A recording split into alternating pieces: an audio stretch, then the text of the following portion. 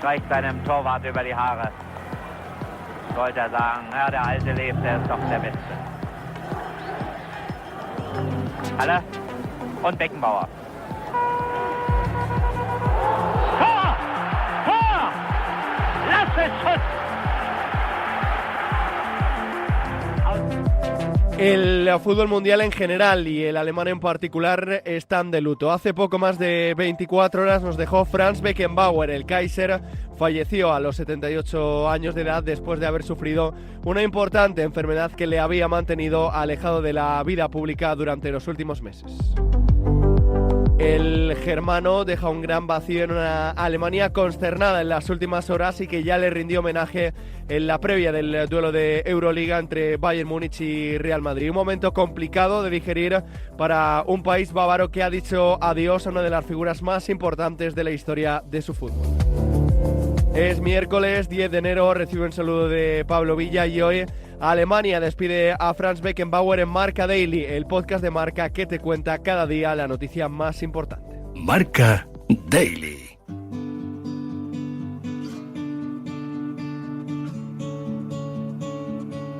He invitado al podcast a Martí Perarnau y Miguel Gutiérrez, los dos periodistas que mejor conocen la actualidad del Bayern Múnich en España y que conocieron también personalmente al Kaiser. Miguel, ¿cómo está Alemania pasadas unas horas tras conocerse el fallecimiento de Beckenbauer?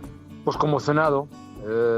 Es prácticamente, a pesar de que hay otras noticias políticas y de sociedad en Alemania, pues la gente está conmocionada porque, vamos a ver, el Bayern es un club que en Alemania polariza, o lo amas o lo odias, por decirlo así, aunque no me gusta utilizar la palabra odio, pero Franz era una persona que la gente le apreciaba, le admiraba, le quería en todos los lados, incluso en los clubes grandes rivales, sea en Bremen, sea en Dortmund, sea en Mönchengladbach o en Stuttgart o en otros sitios. Entonces era una persona muy respetada, muy querida por la opinión pública alemana y se ha ido pues un trocito no solamente del fútbol alemán sino de Alemania.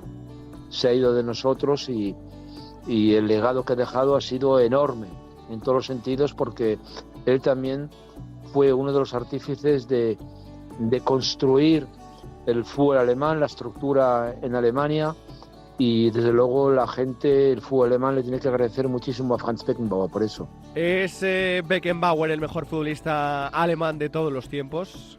Sin duda, sin duda. O sea, es verdad que Alemania ganó el Mundial del 54 con Fritz Walter en esa milagrosa victoria 3-2 contra Hungría en Suiza, en Basilea, pero es verdad que el apogeo del fútbol alemán empezó con Franz Beckenbauer ya en la final de Wembley en 1966. Franz Beckenbauer y Uwe Seeler, que es otro de los 4 o 5 grandes nombres del fútbol alemán, y ahí empezó toda la historia de los años de éxito sobre decenios del fútbol alemán. Bueno, pues con la Eurocopa del 72, el Mundial del 74, el 76, se perdió la final, pero bueno, luego se ganó en el 80 la Eurocopa, 86 y 90 se jugaron 2 finales del Mundial. Es que Alemania en los años 80 jugó las 3 finales del Mundial, la de España, la de México y la de Roma. Entonces, bueno, todo eso está relacionado con el nombre Franz Beckenbauer. Y Franz Beckenbauer fue el impulso de muchos, y gente que también se conoce en España, como por ejemplo Bernd Schuster, fue el gran impulso, el gran ídolo, como digo, también era ídolo mío para ser futbolista y para jugar al fútbol. Entonces, muchos se fijaban en él y por eso ha sido un gran impulso para la historia y para la formación del futbolista alemán. Es verdad que Alemania siempre ha tenido grandes jugadores, pero ya estamos hablando de nivel mundial, y eso se lo tenemos que agradecer en gran parte a Franz Beckenbauer. ¿Cuáles fueron los mejores momentos del Kaiser sobre el verde? Bueno, sin duda hay 2 momentos. El Mundial del 74, en ese duelo contra Johan Cruyff en Múnich, cuando Alemania ganó 2-1, reconociendo él que realmente éramos peor equipo, pero hemos ganado el Mundial. Y luego, sin duda, el Mundial de 1990, ¿no? Ese Mundial en Roma, donde Alemania le gana 1-0 con gol de Andreas Brehme, que va a estar de juego en el Zaragoza, de penalti. Yo creo que son los dos puntos culminantes. Es verdad que ganó 3 Champions o antiguamente Copa de Europa, pero yo creo que en Alemania la selección es la niña mimada del fútbol alemán, ¿no? La selección, la Mannschaft, como se dice, siempre ha tenido muchísimo peso y desde luego para él, yo no sé si para él la selección era más importante que el Bayern, pero él valoraba muchísimo lo que era todas las selecciones, y él siempre ha estado ahí de embajador, de entrenador, de representante de la Federación Alemana, de jugador, ha estado en todos los fregados, como se suele decir en castellano. Sí. Y desde luego un hombre que solo entrando en la sala, la gente le escuchaba y la gente se animaba, ¿no? Era como un impulso, ¿no? Un impulso de mentalidad, de carácter, de vicio, de ganas, ¿no? De querer ganar, ¿no? Y desde luego tenía un discurso maravilloso. Después Beckenbauer cambió las botas por la pizarra. ¿Cómo fue su trayectoria como entrenador? Primera porque, ¿cómo se llama? Él era una persona muy enraigada en el Bayern. Entonces, dentro de Alemania, a Beckenbauer solamente se lo podía imaginar el Bayern. Es como, no sé si compararlo, es como si diríamos en España que a Raúl, por ejemplo, solo le podemos ver en el Real Madrid, o a Xavi en el Barcelona, ¿no? Que no le vemos por lo enraigado que están en sus clubes, en otro club. Y luego el tema de la selección, sí que estuvo años en la selección, ¿sabes? Lo que pasa que luego le llamó el Bayern para ser presidente, para estar también metido en el mundo operativo, con los fichajes, etcétera. Luego vino de nuevo el mandato de traer el Mundial a Alemania hasta 2006. Me acuerdo yo que en febrero de ese año estuvo en Madrid presentando lo que va a ser el Mundial, los estadios, y él ha tenido, y luego más tarde vino, que es cuando estuve yo con él, el tema de experto en Sky, ¿no? En las tertulias, sobre todo en los partidos de Champions o partidos internacionales, y ahí compartí mesa con él y era un trabajo que llevaba aparte de sus tareas en el Bayern, ¿no? Pero estaba claro que la voz de Beckenbauer pesaba mucho más. Había también otra gente como luego con el tiempo Lothar Matthäus, Dieter Hamann, el exjugador del Bayern y del Liverpool y del Newcastle, y alguno que otro más, como Riedle, el delantero del Borussia Dortmund, pero realmente la gente quería escuchar a Franz Beckenbauer. Beckenbauer fue el gran líbero de la historia, una posición que se ha extinguido con la evolución táctica del fútbol. Martí, ¿qué requería la posición de líbero? Bueno, el líbero fue una figura que ya nació en 1924, es decir, no la inventó Beckenbauer. Lo que pasa es que Beckenbauer la llevó a sublimarla mucho, ¿no?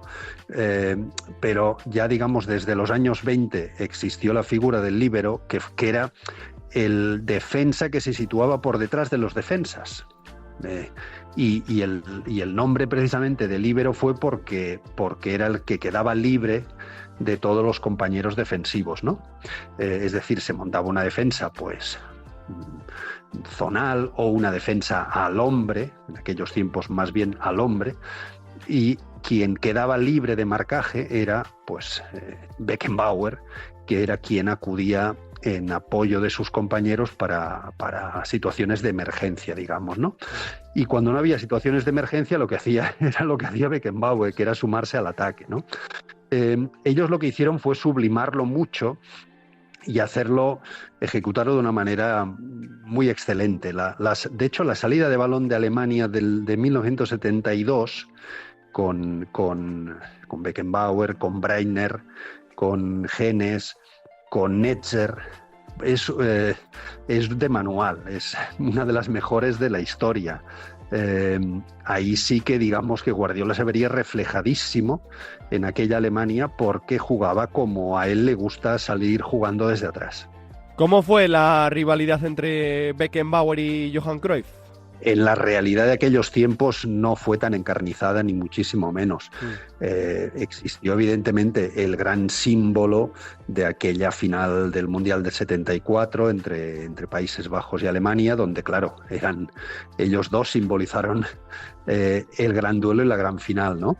Pero digamos, por ejemplo, Johan ya se había ido del Ajax cuando el Bayern tomó el relevo precisamente del Ajax como dominador europeo, aunque se enfrentaron evidentemente bastantes veces cuando Johan todavía estaba en el Ajax.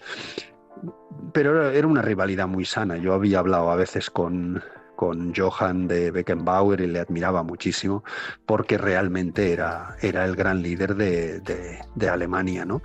De hecho, yo creo que hay una imagen muy simbólica, que es la de la final del 74, donde ambos ocupan, con objetivos completamente opuestos, ocupan posiciones similares, que es prácticamente el último hombre de su equipo, ¿no? Dejando al margen los porteros.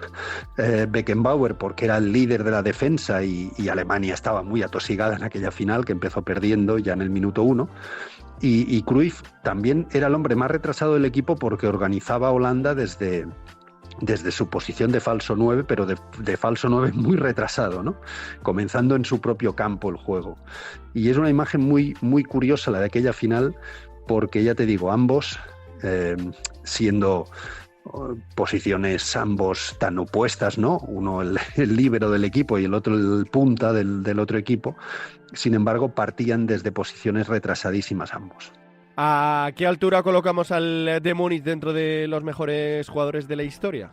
Bueno, sin duda está entre los 10 mejores de la historia, creo, aunque decir mejor en fútbol sea muy absurdo, porque no tenemos una vara de medir para diferenciar a Messi de Maradona, por ejemplo, ¿no? No existe esa manera de diferenciarlos, pero digamos que entre los 10 más relevantes de la historia creo que es sin ninguna duda, ¿no?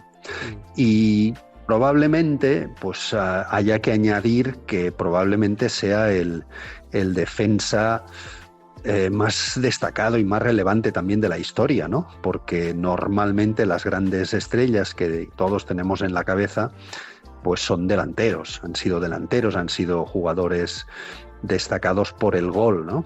Y Beckenbauer destacó pues precisamente por lo contrario, por evitar el gol. Pero bueno, yo creo que el defensa número 1 sin duda de la historia.